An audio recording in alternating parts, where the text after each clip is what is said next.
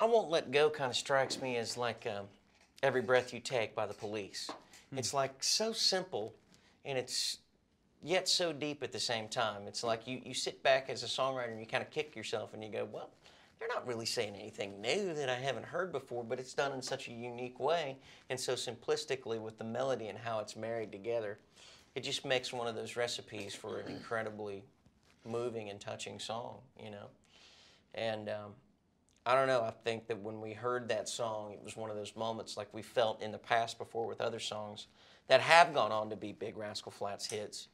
We felt the same way when we heard that song, like if we get a chance to sink our teeth into this one and get it out there, we feel like it could do some great things. Yeah, because you know, when you hear it the first time, whoever hears it, if we were to play it now, it makes you want to sing it by the time you're even done with the first chorus. You know, it makes you want to sing it. It's just it's an adult lullaby. Yeah, it's like an old friend or something. It's like a familiar old friend. It's just that stole easy money to from me. Yeah. Now I remember. Give me my phone. I need to call him.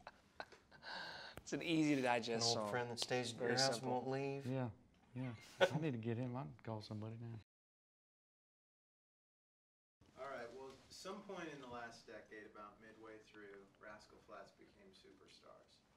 Was that something tangible for you guys in real time to look back and say, okay, that was when it started feeling different, or did it just happen without you doing that? I don't know, it's just kind of a weird thing to That's a think weird about. title. I don't know if we even I can tell you, the only accept time- that title. Yeah. Yeah, I mean, I think there's songs that gave us, we definitely felt more notoriety and different. Like I'm Moving On, you know, we definitely, you know, I think we'd sold 500,000 records on the first 3 singles off of the record, and then after that one we sold like 1 million on just I'm Moving On, just that one song. So I think there's certain parts of our career that, you know, you definitely figure out more notoriety, but when you're, you know, when you take the leap from being an opening act to a headliner and it works, you know, there's moments like that, you know, that kind of put it on there. But it's, you know, It's hard to use the term superstar for me because if the 3 of us weren't together, if I walked into a Kroger, nobody would know who I was. They wouldn't give a Well, crap that's about true. God, that's true. it. And if same thing with Jodon. I'm being really serious. that's I mean, true. a superstar in my mind is somebody that's recognized anywhere they go and needs to take people with them, handlers, so that they're sheltered. Yeah. For me, it's not that way. It's like the 3 of us when we're together, yes, there are people that recognize us when we walk through somewhere, but I don't think it's ever been about that with us. I think we've always been about, let's let our music speak for itself. And if you want to call that superstar, you can. If you want to, you can label it how you want. But I think the music has always spoke for itself for Rascal Flatts. We put the best song first, always, in the recording process. And we put the best songs we felt like we had on every album. And so if you want to call that superstar, you can call it superstar. it's always about the music, first and foremost. Well, that music started 10 years ago or 11 years ago at the Fiddle and Steel, and you're actually going to go back for the album premiere special to tape the special at the club where you guys started.